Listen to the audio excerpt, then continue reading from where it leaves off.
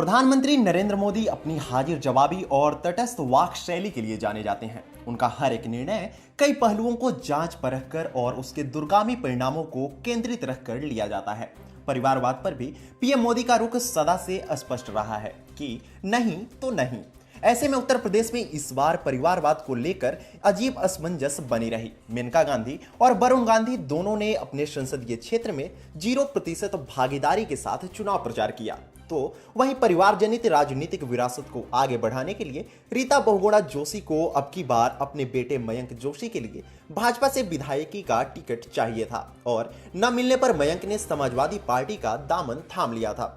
अब इसी बिंदु पर अपनी बात रखते हुए मंगलवार को पीएम मोदी ने वंशवादी परंपरा को ध्वस्त करने वाले अपने कदम के बारे में बताया, जिससे निश्चित रूप से मेनका गांधी से लेकर रीता बहुगुणा जोशी सरीखे सभी नेता आहत होंगे कि अब कैसे अपने बच्चों को राजनीतिक रूप से आगे बढ़ा पाएंगे। नमस्कार, आप देख रहे हैं टीएफआई, जो है देश का सबसे बड़ा अल्टरनेट न्यूज मीडिया पोर्टल, और मैं अवनीश तिवारी आज आपको बताऊंगा कि प्रधानमंत्री नरेंद्र मोदी ने वंशवादी राजनीति पर कैसे प्रहार किया है और अब मेनका गांधी और रीता बहुगुणा जोशी जैसे नेताओं को भाजपा में कैसे अपना एजेंडा चलाने में मशक्कत करनी होगी। इस विधानसभा चुनाव में जनता ने भाजपा पर एक बार और भरोसा जताकर यह सुनिश्चित कर दिया है कि सरकार पुनः भाजपा की बनेगी और आने वाले हफ्ते में शपथ ग्रहण की प्रक्रिया भी पूर्ण हो जाएगी। ऐसे में चुनाव के नतीजों के बाद भाजपा सांसदों की पहली साप्ताहिक बैठक को प्रधानमंत्री नरेंद्र मोदी ने संबोधित करते हुए कहा कि हाल के राज्य चुनाव में भाजपा सांसदों के बच्चों को मैदान में नहीं उतारने का फैसला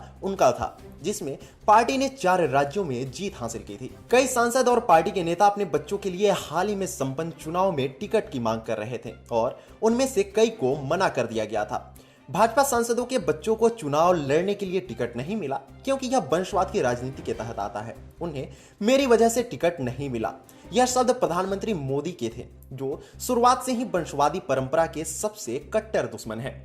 इन टिप्पणियों को रीता बहुगुणा जोशी के परिप्रेक्ष्य में देखा गया, जिनके पुत्र ने भाजपा से विधायकी का टिकट न मिलने पर समाजवादी पार्टी ज्वाइन कर ली थी। प्रधानमंत्री ने कांग्रेस और समाजवादी पार्टी जैसे पार्टियों का नाम लिए बिना कहा, वंशवाद की राजनीति देश के लिए खतरनाक है। वंशवाद जातिवाद को बढ़ावा देते हैं।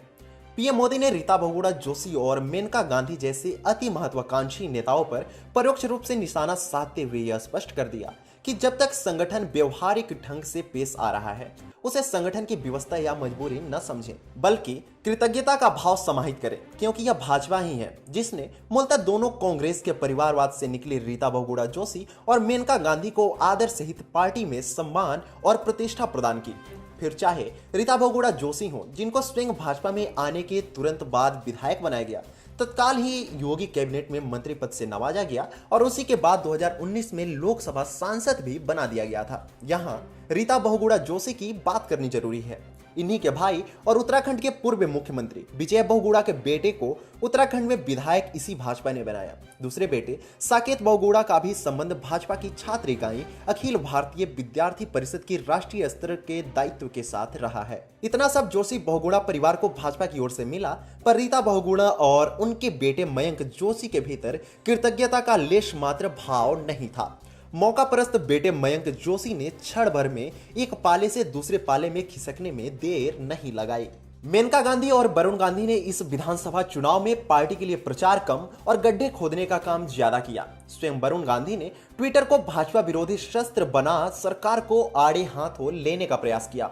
अपने लोकसभा क्षेत्रों को छोड़ दुनिया जहान के सारे मुद्दों पर अपनी अनावश्यक राय और टीका टिप्पणी के बावजूद अब तक भाजपा में बने हुए दोनों ही मां बेटे इस जुगत में रहते हैं कि अब भी पार्टी उनमें से किसी को केंद्रीय मंत्रिमंडल में जगह दे दे। खनिज की आरजू बढ़ती जा रही है। ऐसे में पीएम मोदी का वंशवाद पर प्रहार, इससे बड़ा झटका इन दोनों ही परिवारों के लिए नहीं हो सकता। प्रधानमंत्री ने इस बैठक में जोर देकर कहा कि 2024 के राष्ट्रीय आम चुनाव से पहले पार्टी को कश्मीर से कन्याकुमारी के वंशवादी दलों के खिलाफ जागरूकता बढ़ानी चाहिए। पूरे भाषण का सार यही रहा जो पीएम मोदी ने सार गर्भित करके संदेश दिया कि वंशवाद पर 2 टूक संदेश है कि न ही दबाव में आएंगे और न ही वंशवाद को बढ़ाएंगे।